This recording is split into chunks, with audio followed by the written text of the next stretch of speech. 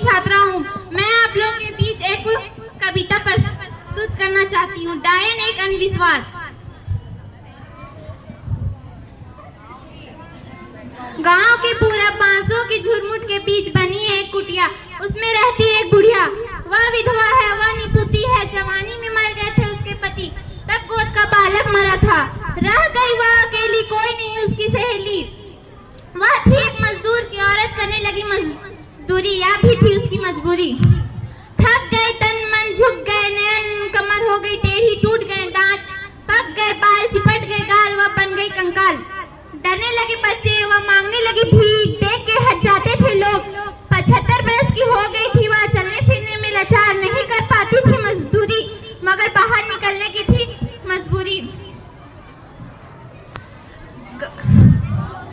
गांव के औरतें रहती थी चौकन्नी, दूर से फेंकती थी अठन्नी, या देखो डायन आ रही है, भाग चलो दूसरे रास्ते से। मोहन के बेटे को इसी ने मारा था, सोहन की गाय भी मर गई, किसी को किसी तरह का होता था रोग, सब उसे ही देते थे दोस्त। उसके इतिहास दोहराते थे, उसने पति को मारा, पुत्र को मारा, फैली है कई कहानियां। सामने आने पर मगर लोग जोड़ते थे हाथ और तुरंत ही अपना मुख मोड़ लेते थे। आदर नहीं डर से ऐसा करते थे। वह सब कुछ समझती है पर कर ही क्या सकती है।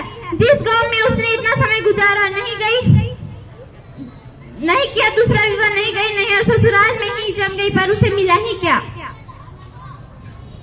कैसे हैं गांव के लोग, पढ़े लिखे लोग, ज्ञानी विज्ञानी, पर है कितने अज्ञानी। सभी करते हैं विश्वास भूत प्रेत और डायन में, आए दिन मारी जाती है औरतें डायन के नाम में। उन्हें निवस्त्र किया जाता है अपमानित, कभी आग में जिंदा जलाया जाता है। आश्चर्य 21वीं शताब्दी के इन सोच को, आश्चर्य कब आएगा परिवर्तन। एक औरत है डायन, वह डायन नहीं एक औरत है, वह माँ है, बहन है। जब आएंगे ऐसे विचार, तभी धुले